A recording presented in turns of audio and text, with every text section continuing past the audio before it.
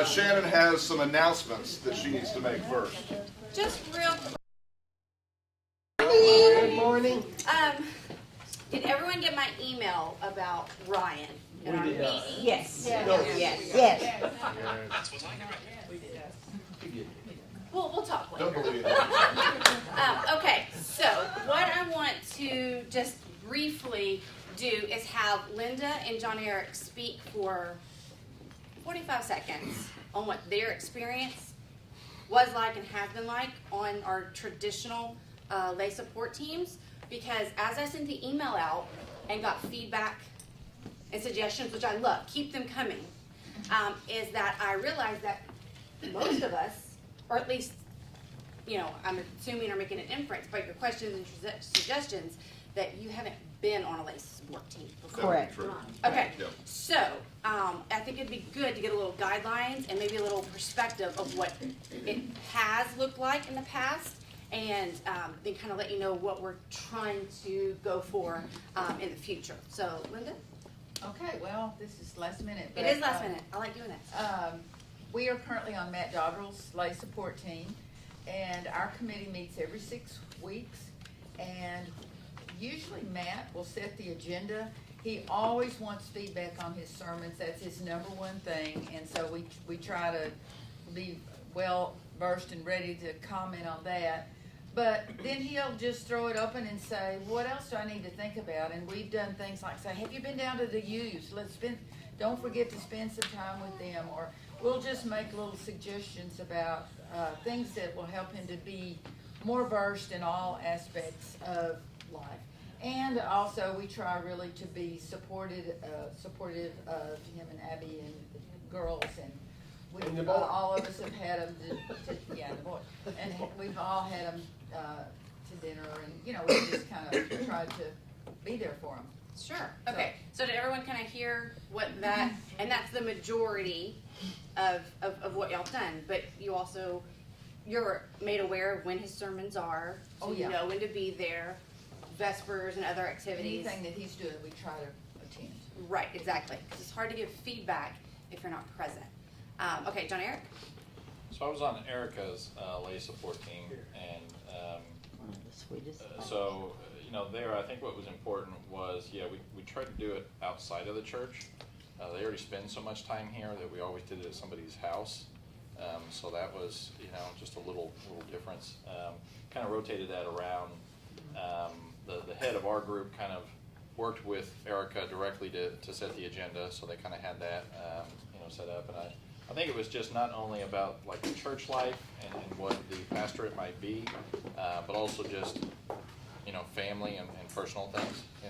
Marriages are work and jobs are work and things like that. So it was really a lot of great feedback. But yeah, we tried to support anytime she was preaching, sort of switching our calendars, whether that be 8:30 or the 11 o'clock or Vespers or this or that. And so it was just time to support her, throughout that 2-year period. So real quick, and Hart, so Matt likes to set the agenda, and that's great. That works for him. Erica didn't set the agenda, so to speak. Obviously she brought things to the table, spoke about what she needed to, and they morphed it to fit her and what she needs. But Leanne was kind of the chair or the captain of her lay support team, and she kind of had a set agenda, and they went by it. If it needed to vary, it varied, but she took on that responsibility, which is fine. That was fine with Erica. I have spoke to some past residents and got some feedback, and some were very staunch in the fact that they wanted to set it. That was important to them, so they understood how to lead a group and to make the appointments and to ask for help and all that kind of good stuff. So we will see what Ryan wants to do, and we're going to go forward, and we're going to work at this, each month, each week, each quarter, and see what this looks like. Hart? Will you continue to post this about when his schedule is, if it's 8:30, 11, Vespers, whatever? Yes. So a month ahead or something like that? As long as I have a schedule. And It may only be a couple of weeks ahead. A couple of weeks. Yes. So understand, and if you're not aware of this, and you can correct me if I'm wrong, the residents hold a pretty full schedule. Yes. It's jam-packed, it's full, and that's prior to them even moving in the house. I mean, their schedule is set That's right. before they move in. So understand that things can shift because they have a set calendar already, but then life events happen, something goes on in the church, and things need to get moved. So as much as we would like to have all these meetings planned in advance, and we do have the first 3 set, I mean, tentatively, because life happens, Erica's support team, every time they met, the last 5 minutes was everyone pulling out their calendars and seeing when they're gonna set the next meeting. I don't know if that's how y'all do it. That necessarily, I mean, that could work for us, but we don't have a core 6 or 8 or 10 people. We have this enormous group, which is so important, I think, to get all different walks of life feedback and takes on things. So we are going to try to set them a little bit prior than to, but we'll just see. So Which is just, probably good in this case. yeah, so we'll just see and be real kind of fluid and liquid with that. So obviously there are reasons for changing the method of support. What are we hoping to accomplish with this method as opposed to the old one? I'll speak to that. We hope that by having a larger group to draw from, the in and out of it will have a constant base. What we're discovering lately in some of our lay support teams otherwise is if you have 6 or 8 people and 2 or 3 are not there, it's not a sustainable group. And the other thing that we've discovered is, I'll just be frank here and say, in some cases, people surprise you when they've been given a list of expectations, an orientation session on those expectations, and then they don't do any of those things.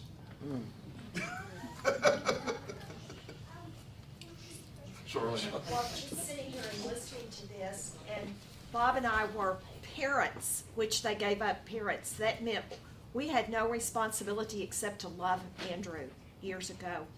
But listening to this, and where Linda said that they individually on their group would take their resident for dinner, that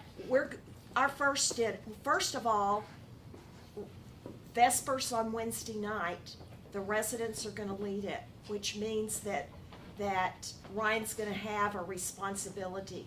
And so, even if you don't usually come this week, I'm gonna be there at 6 o'clock to support Ryan Beautiful. this Wednesday night.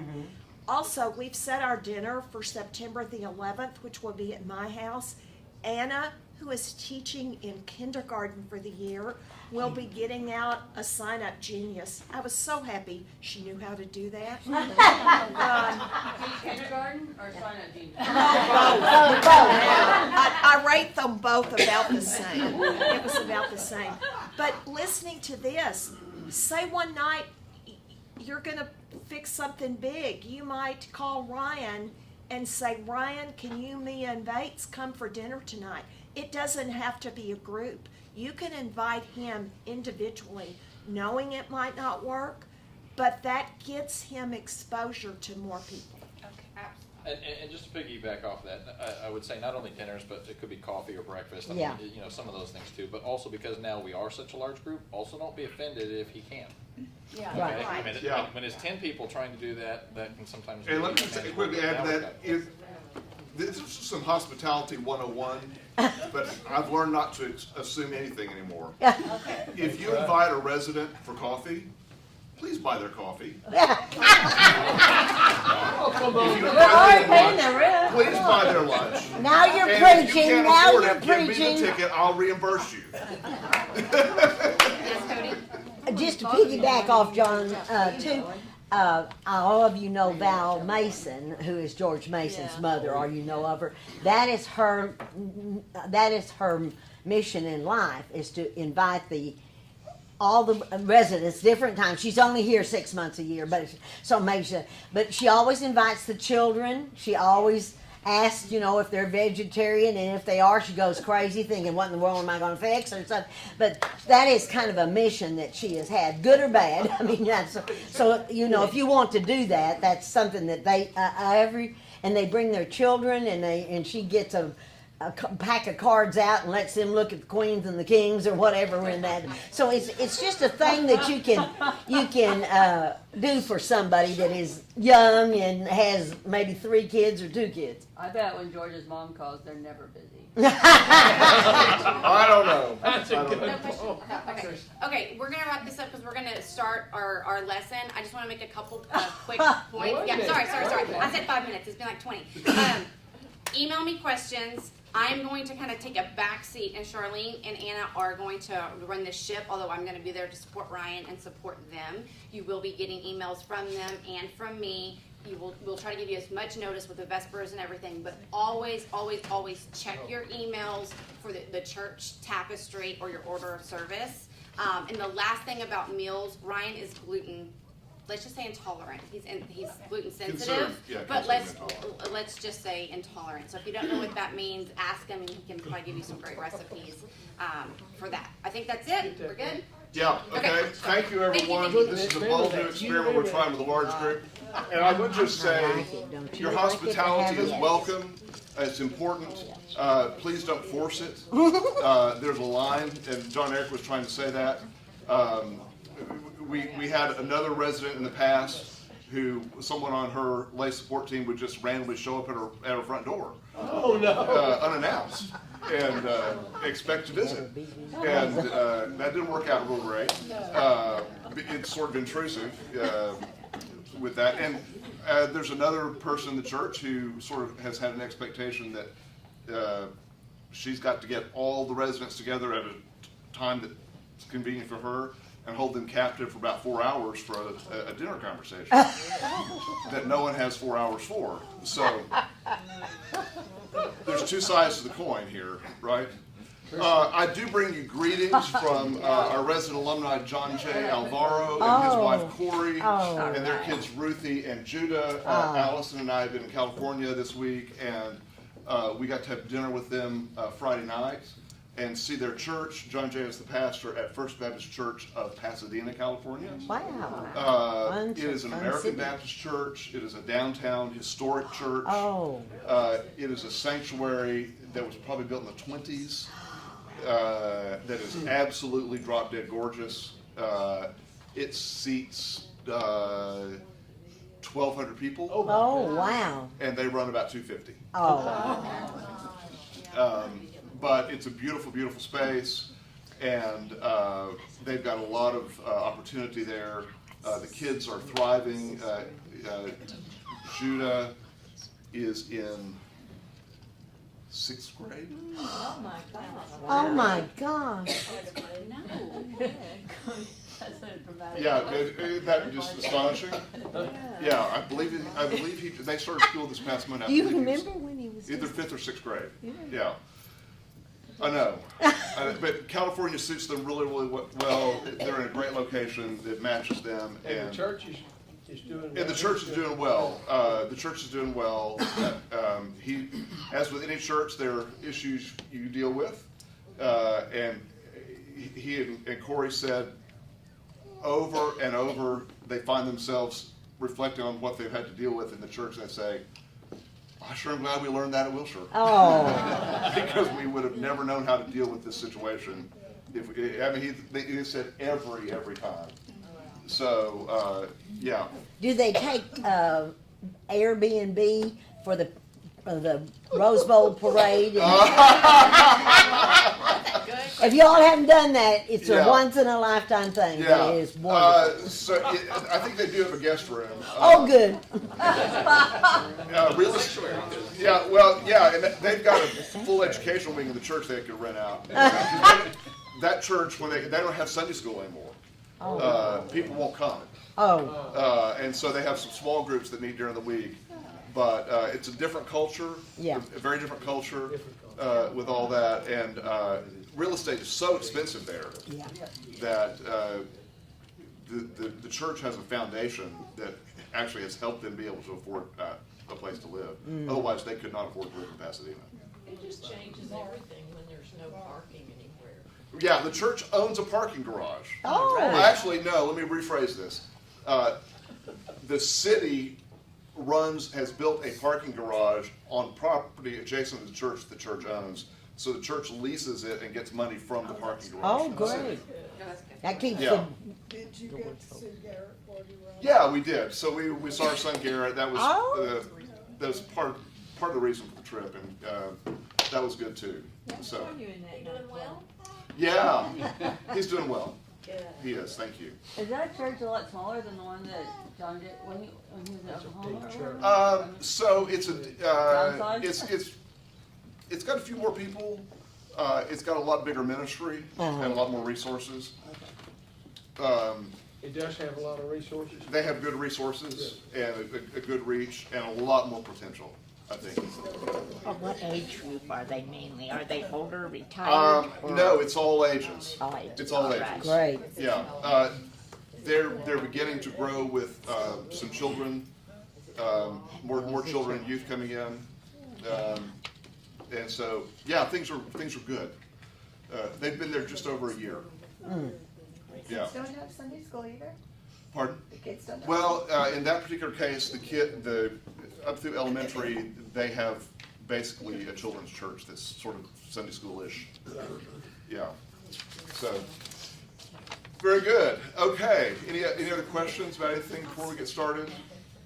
This is a short parable. That's right. It is short, and I forgot to bring a handout today. Hello, Hadley. Okay. Glad to have you with us too. It's good to have a baby back in the carriage.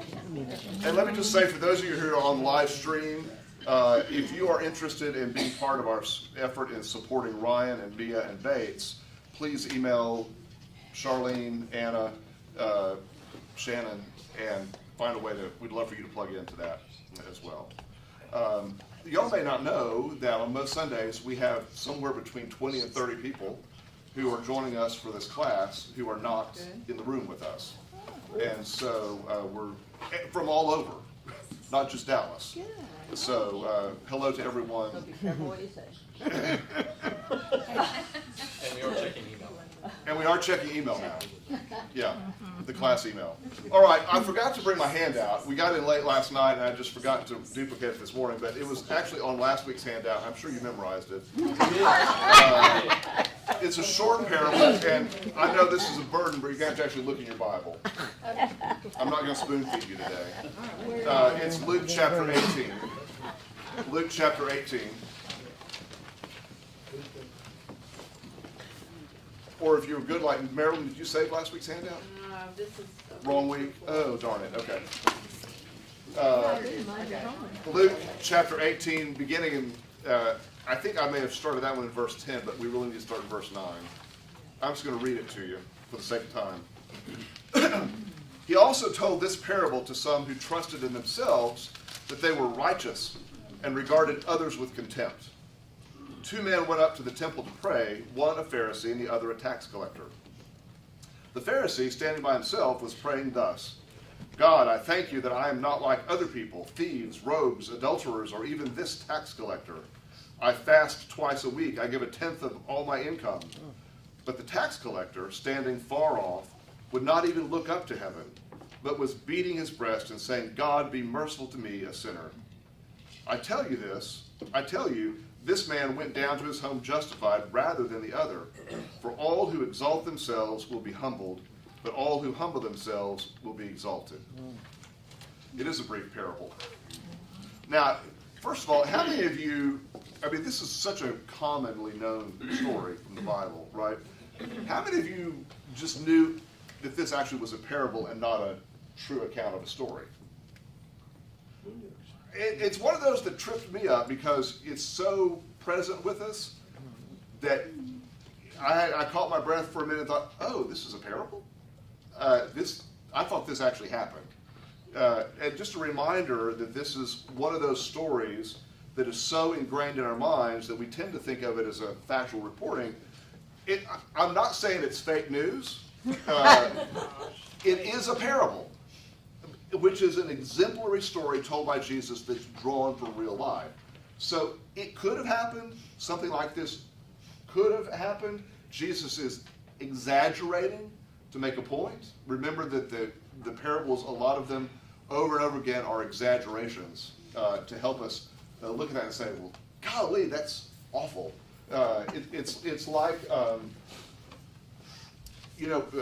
for scale, sometimes if you've dealt with theater or movies, and sets sometimes have to be much bigger than what they're going to appear in order to show up, right? And so if you've ever done theatrical makeup, for example, it's got to be much, you would never walk out on the street looking like that, right? Because it's got to be seen. And this is, in effect, what Jesus does with the parables.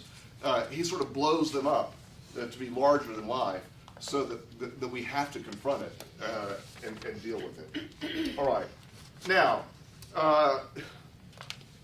there's scholarly debate on whether this actually is a parable or something called an example story, and I'm not going to get into that. We'll leave that alone for today. Now, there's some early Christian writings that draw from this that I think are pretty interesting to note. One of the early Christian writings that's not in our Bible, it's called 1 Clement, says, "Let him who is humble-minded not testify to his own humility, but let him leave it to others to bear witness. Let not him who is pure in the flesh be boastful, knowing that it is another who bestows on him his continence."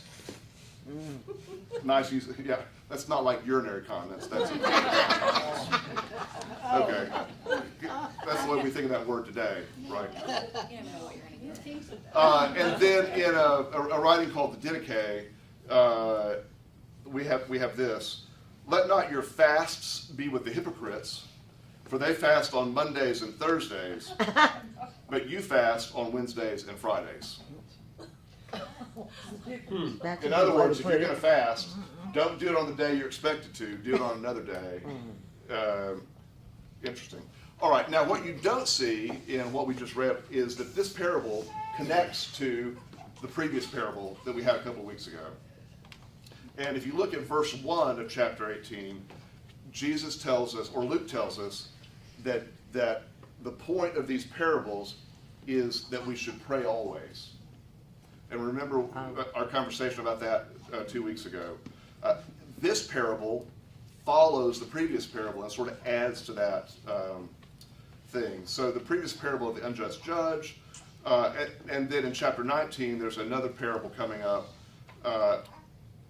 And those three in Luke are the only ones for which the purpose of the parable is stated before the parable. In this case, Luke tells us, this parable is about those who trust in themselves, right? And Jesus has told us it's about the need to pray always. So Luke is giving us something up front. Now, what do we know today of people who trust in themselves that they are righteous and regard others with contempt? What are some characteristics of such people, and what are some examples that you can think of? This type that we see in the Pharisee, who we'll talk more in a minute about how the Pharisee gets a bad rap in this. I know you're going to be surprised by that. Yes, Carol Ann? I may make some people a little upset with this, but I have two prime examples of the Pharisee. One is our president, and the other is the owner of the Dallas Cowboys. Jerry Jones. Jerry Jones.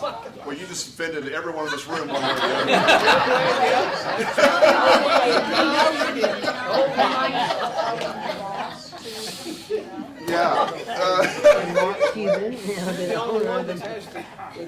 Well, I warned you. I warned you before I said it. I asked a question. It's fair game. It's fair game. You had the nerve to say what you thought. What are some characteristics that you? I'm thinking of some religious figures too. Oh yeah. Well, I don't think either of those men says he's righteous. Yeah. They don't. Yeah, They Jerry. say they're right. Yeah, they do. They don't think they're good. Well, yeah, Robert Jeffers comes immediately to mind. Right. Who? Oh, and then Joel Osteen. Yeah, Chad.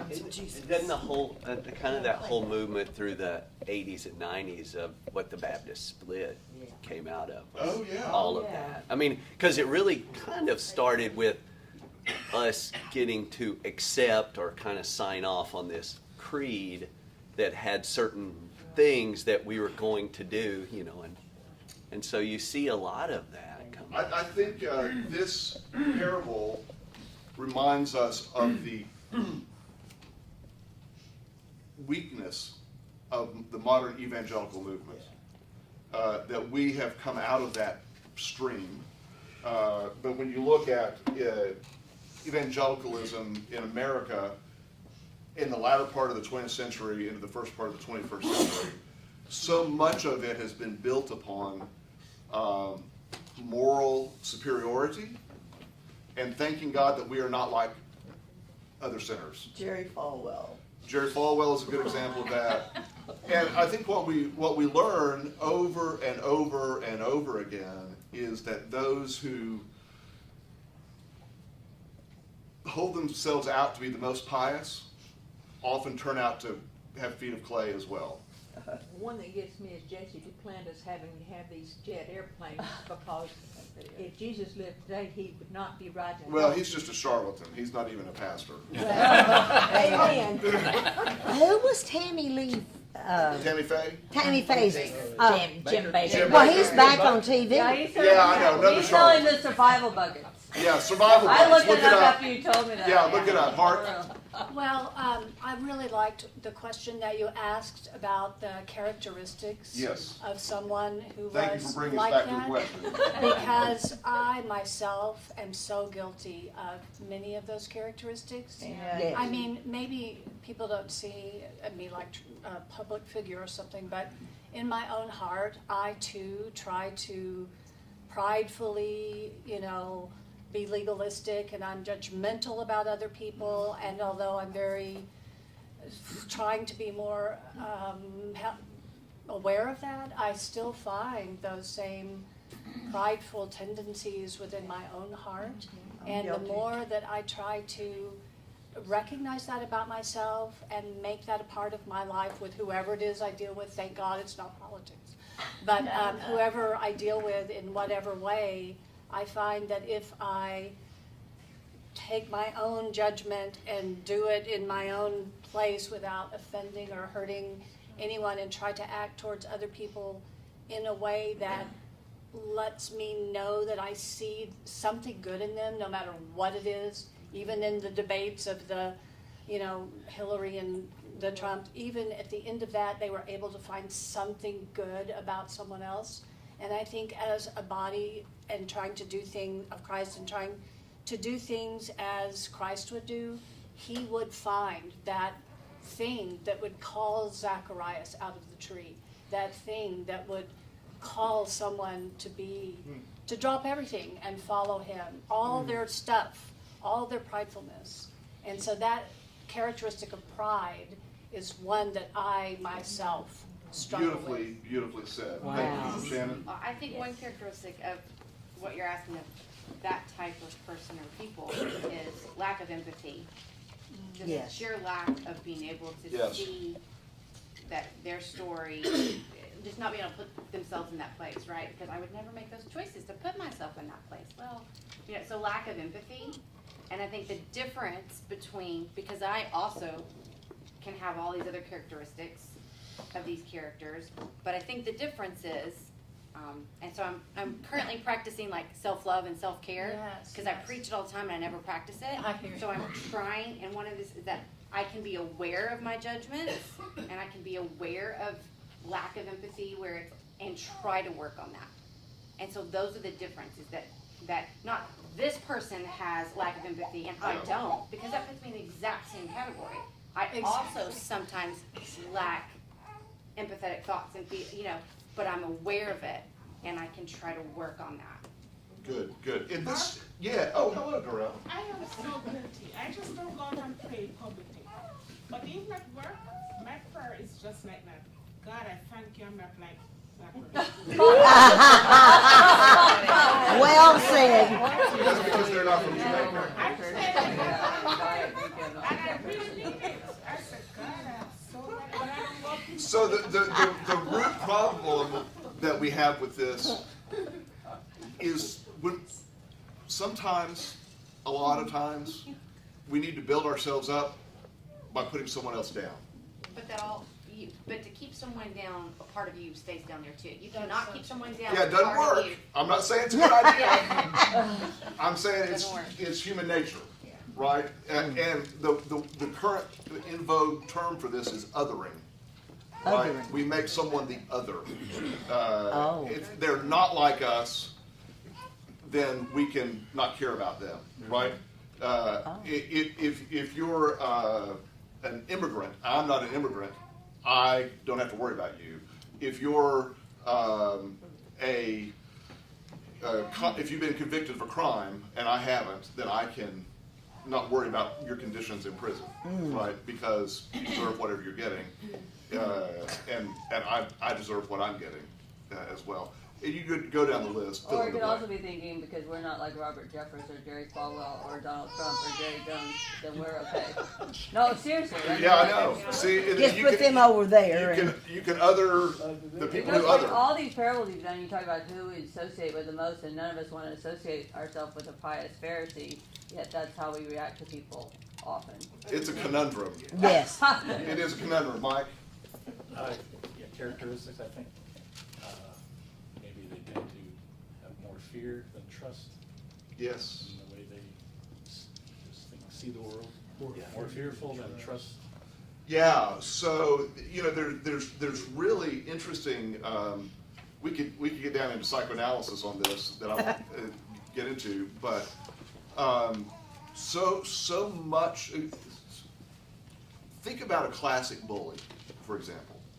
Think about the classic model of a bully, and most of us know that at root, particularly a child who becomes a bully, is actually responding out of their own fear, sense of inadequacy, right?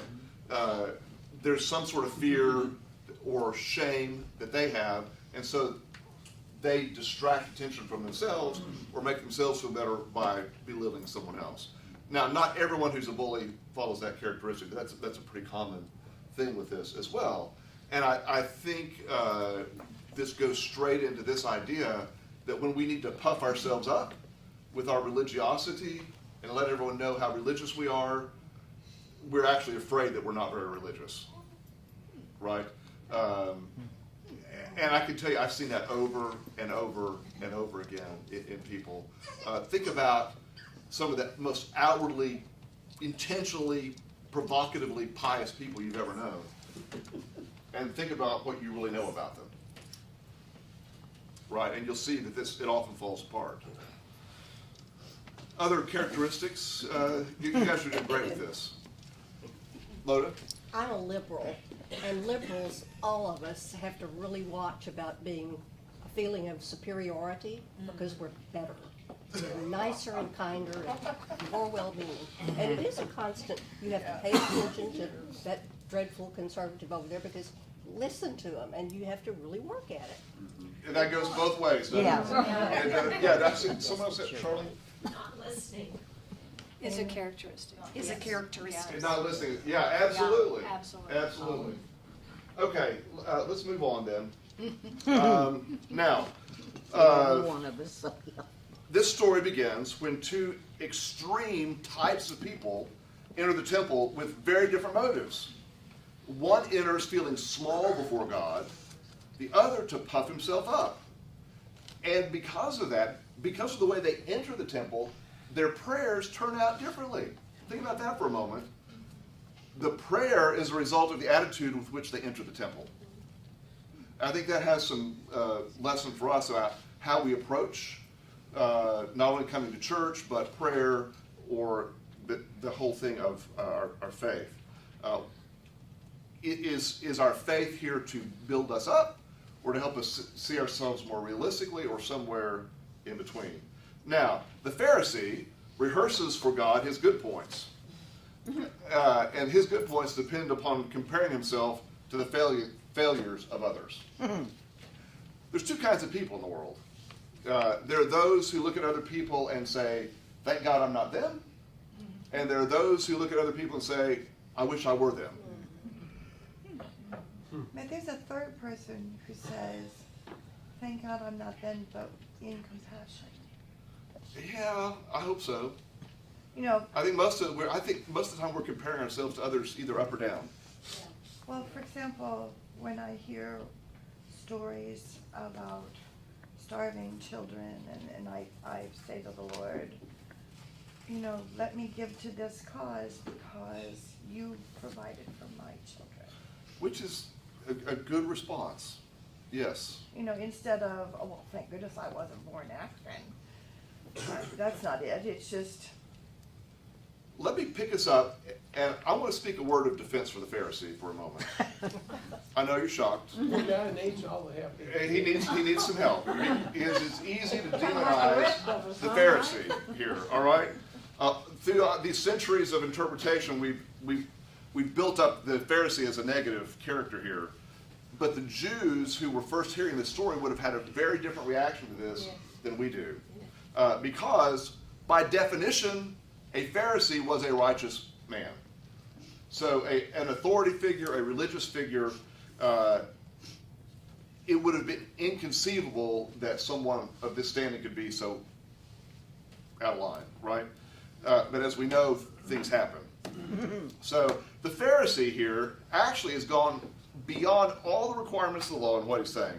Fasting was required in the Jewish law only on the Day of Atonement, once a year. But the Bible tells us that people facing crises would also fast at certain times, and particularly godly people would fast more frequently.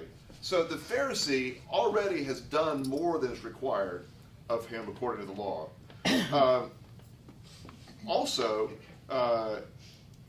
there's really nothing to be gained by us by trying to downgrade the Pharisees' disciplined conformity to the demands of his era's Judaism, and the willingness to pursue really a higher level of that. And as one commentator said, nor is there anything to be gained by sheathing the tax collector in Teflon, forgetting his complicity with and collaboration on behalf of a politically oppressive and economically exploitive system of imperial domination.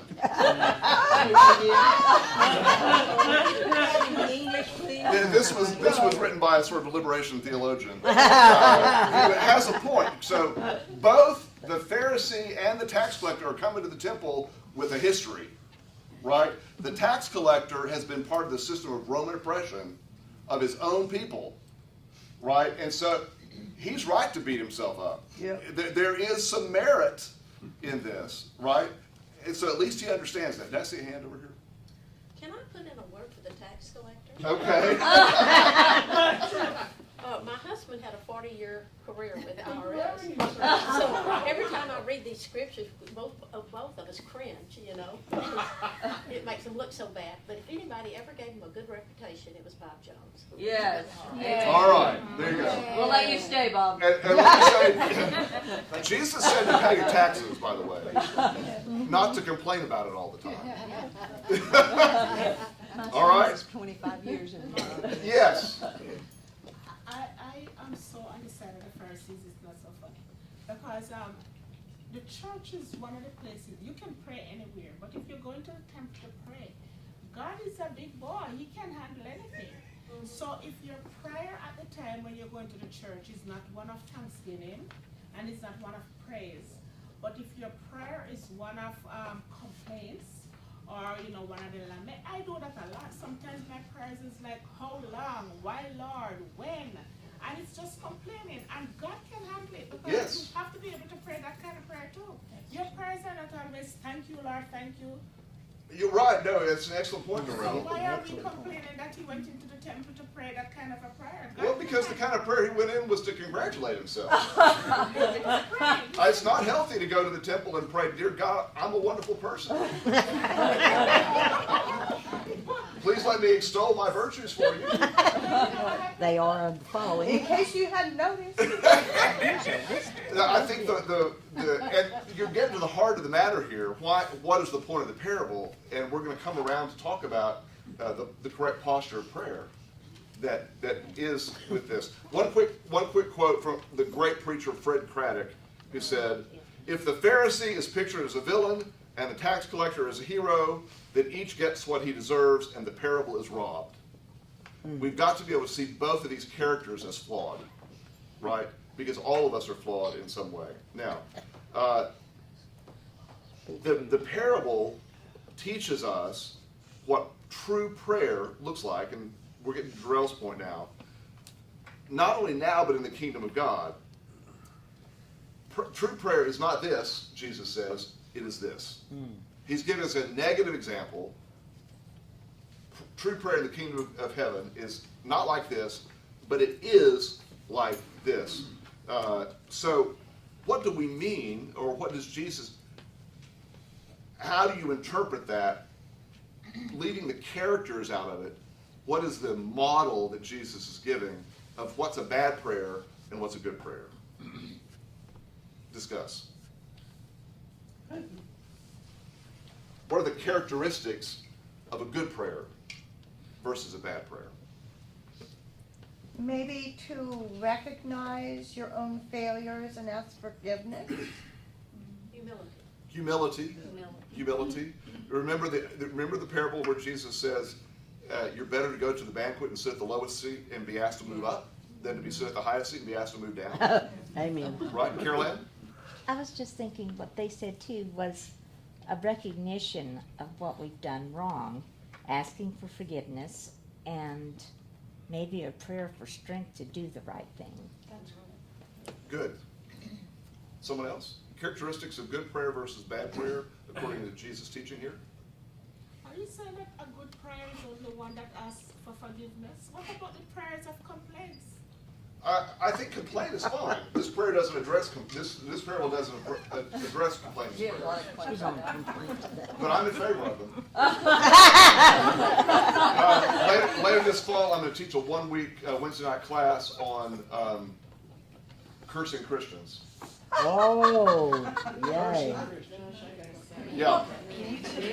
And it's going to get to that very thing. I think you'll all want to come. Bring your best 4-letter words. You're making Joni leave.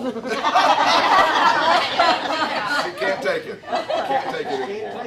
Yeah. What other characteristics do you find here, Cody? Well, I fail at saying, or thinking of, not thinking of other people, but a generality to pray for people that are hurting that night, or that are, I mean, you do it for specific people that you know are sick, but I'm not a broader Christian that I say, you know, help everybody or whatever. I don't know how to say that even, but. Yeah, so I think all of you are getting at some important points here. Well, praise is the quality of a good prayer. Right. Prayer, yes. I mean, hallowed be thy name, thy kingdom, you know. But none of that really this parable only covers how they approach God in light of themselves. It doesn't cover praying for others. It doesn't. That's right. Right, that's true. And there's the point. Okay. There's the point. That is right. exactly it. You're wrong. Thank God I'm not wrong. Right. Thank goodness you're here today. I think the point that Jesus is making is that how we position ourselves in relation to God This is a crazy influences the class, way we you know pray. that. Right? Because the tax collector comes and sees himself as small before God. The Pharisee comes and sees himself as righteous before God. And throughout Scripture, we know that we are not righteous. And the need for humility. Charlene, were you going to say something on that? Well, that's where I was going, is that the Pharisee compares himself to other people, and I'm good because I'm not. Right. I'm blessed because I'm, that wonderful word, blessed, Right. throwing it in, because I'm not. Yes. So on the plane yesterday, I was reading a book that had been recommended to me for some research I'm doing. Have any of you read George Lakoff? Is it Lakoff or Lakoff?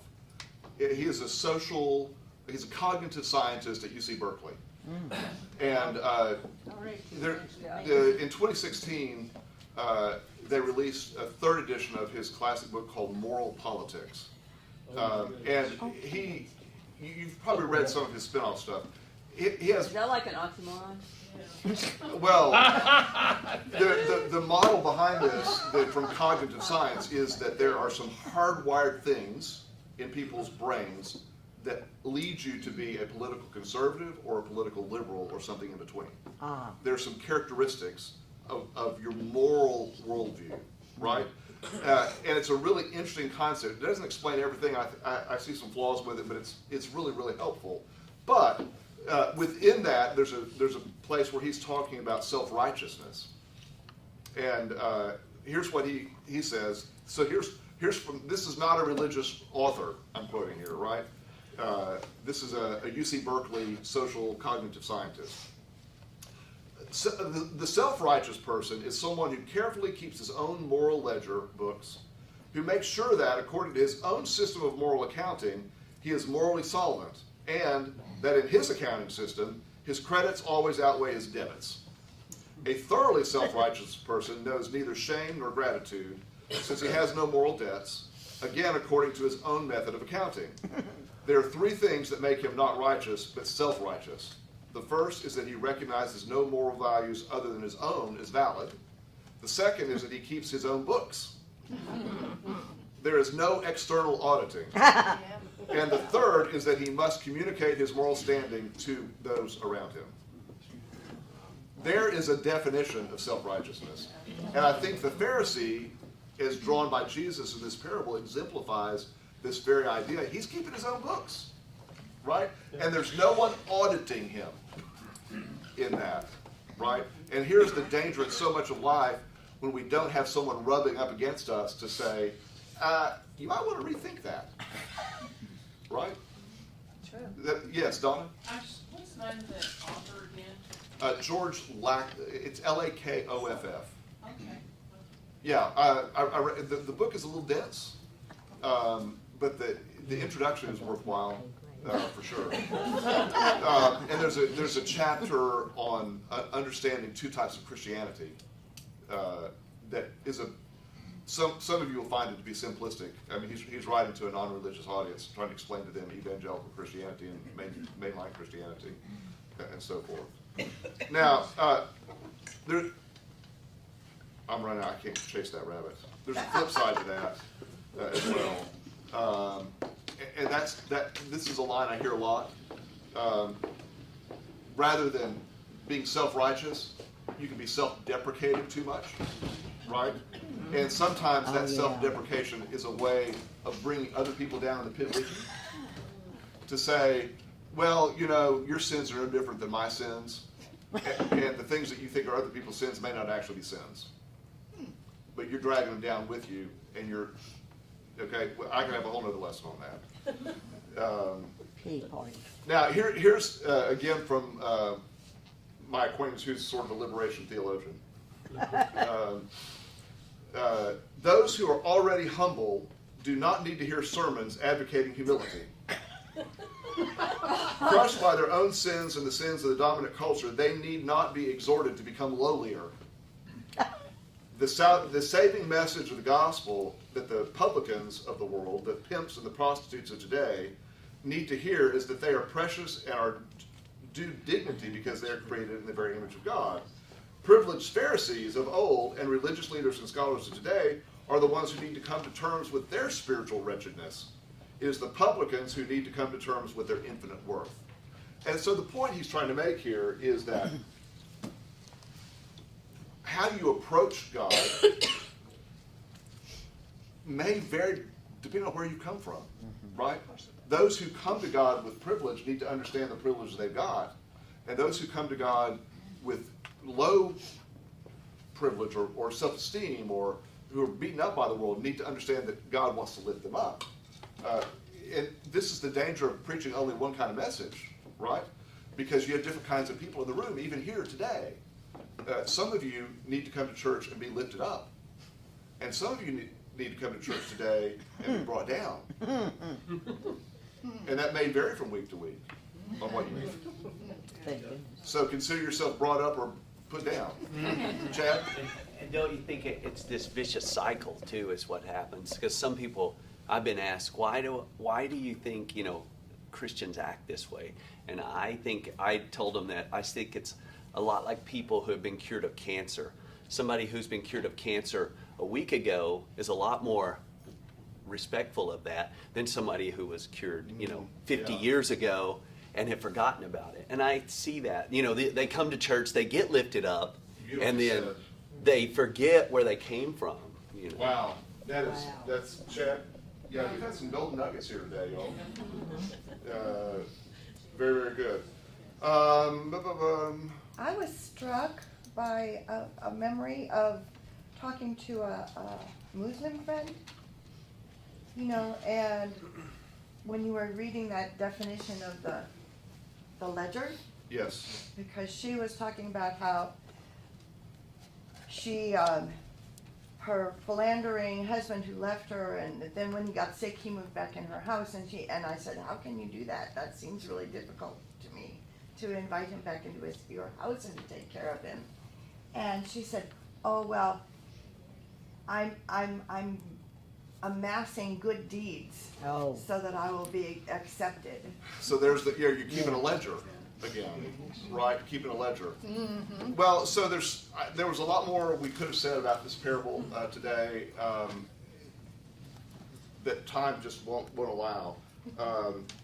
One question I'll leave with you that I wanted to get to is with understanding this parable and the need not to differentiate ourselves so much.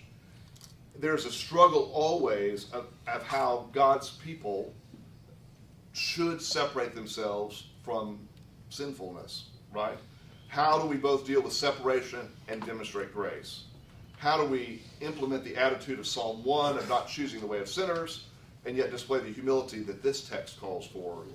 This parable doesn't answer that question, but it does cause us, I think, to think about how we live our lives in the world in a way that helps us be realistic and not puff ourselves up, but also not put ourselves in a position to fall victim, being dragged down into the way of sinners. Yes, Ann? Thinking back about the types of prayers, I think the best description I've heard about how to pray is by Anne Lamott, who says 3 words: help, thanks, wow. Did y'all hear that? Anne Lamott says 3 words for prayer: help, thanks, and wow. Wow. That's good. Mm-hmm. Yeah. All right. Thanks to everyone for the lesson. Let's move to our prayer time.